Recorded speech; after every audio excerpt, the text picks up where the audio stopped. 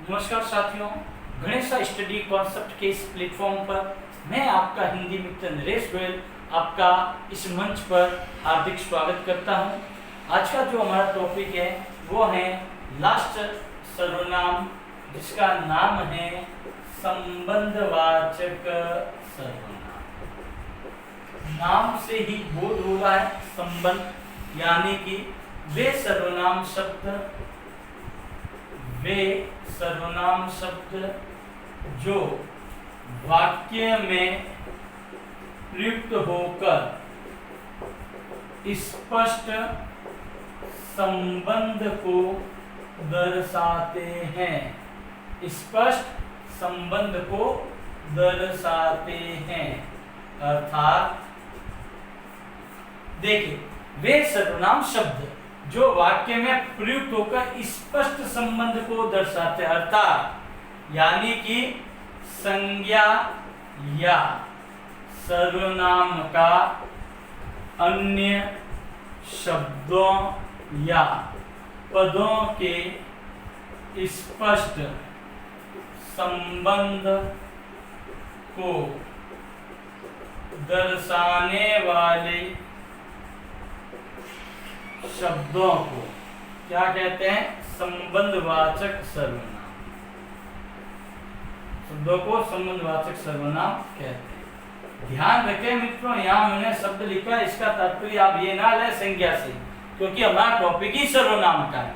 तो हमने क्या कहा कि संज्ञा या सर्वनाम का अन्य शब्दों या पदों के स्पष्ट संबंध को दर्शाने वाले शब्दों को क्या कहते हैं?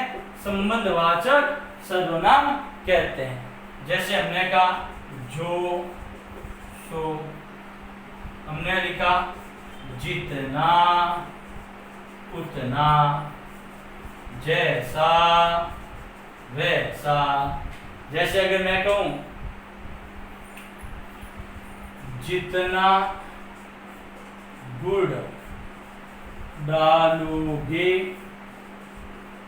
उतना मीठा होगा। यहाँ स्पष्ट संबंध बताया जा रहा, देखो जितना उतना, भाई गुड़ डालोगे मीठा होगा। निर्भर देख लो, संबंध बता रहा है जितना गुड़ डालोगे उतना मीठा होगा। जो जैसा करेगा सो वैसा बढ़ेगा। अब देखो जो, सो, जैसा, वैसा, जैसी करनी, वैसी भरनी, जैसी वैसी कार्य हुई। तो ये क्या कर रहा है कि वाक्य, ये जो सर्वनाम शब्द है ये सेंटेंस में प्रयुक्त होते हैं अन्य शब्दों या पदों से क्या होता है? स्पष्ट संबंध को दर्शाते हैं। तो ये बनता है हमारा संबंधवाचक सर्वनाम। इसी के साथ हमारा जो सर्वनाम का जो टॉपिक था, मैं पुनः आपको एक बार रिपीट करवा देता हूँ कि सर्वनाम जिसके 6 प्रकार हमने किए थे। पहला पुरुषवाचक, दूसरा निजवाचक, तीसरा प्रश्नवाचक, चौथा निश्चयवाचक, पांचवा अनिश्चयवाचक, और जो हमारा लास्ट पॉइंट था वो था संबंधवाचक सर्वनाम, जो हमने आज कंप्लीट किया है। इसी के साथ हमारा जो सर्वनाम का जो टॉपिक है वो यहाँ समाप्त होता है। धन्यवाद।